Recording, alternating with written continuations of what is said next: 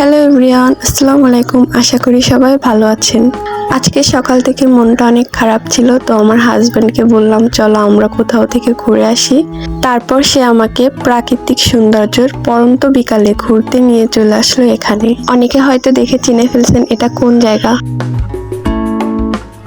তো জায়গাটি হলো খুলনা বিএল কলেজ। খুলনায় এমন কেউ নাই যে এই জায়গাটা চিনে না আর যে এখানে আসি নাই। তারপর আমরা ভিতরে প্রবেশ করলাম এবং দুজন মিলে হাঁটতেছি আর ভিডিও করতেছি। ভালোই লাগতেছিল।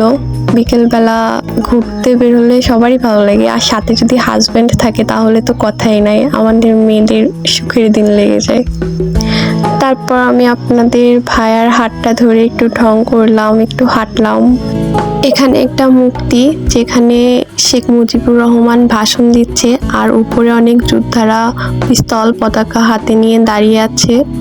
আর আমার কাছে সব থেকে বেশি ভালো লাগছে এই ভিউটা। তারই সামনে ছিল বড় একটা মাঠ, যেহেতু কলেজ মাঠ তো থাকবেই। আর এখানে মাঠে বিকেলবেলা ছেলেদের অহরহ লেগে যায় খেলাধুলায়। অনেক মানুষ খেলছে, অনেক মানুষ খেলা দেখছে, অনেকে এসে বসে গল্প করছে, অনেকে হাঁটছে আমাদের মতো। মাঠের পাশে হলুদে ফুলের গাছ, জানি না এই ফুলের গাছের নামটা কি, আপনারা যদি কেউ জেনে থাকেন তো কমেন্ট করবেন। আপনাদের ভাইয়াকে বলছিলাম এখানে একটা ছবি তুলে দিতে, কিন্তু সে ভিডিও করা শুরু করে দিয়েছিল। আর এই কলেজটা ঘিরে নানান রকম গাছপালা দেখতে পাবেন।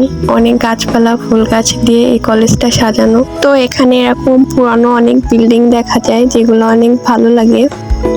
তারপর আমরা চলে আসলাম আনোয়ার ভাইয়ের ঝালমুড়ি খেতে। বিএল কলেজ যাচ্ছি আর আনোয়ার ভাইয়ের ঝালমুড়ি খাবো না তা কি হয়, তাই আমরাও দুটি নিয়ে নিলাম, চুই ঝাল এবং রসুন দিয়ে। এই চুই ঝাল আর রসুন এতটাই মজা, এর ভিতর যে কি দেয় আল্লাহই জানে।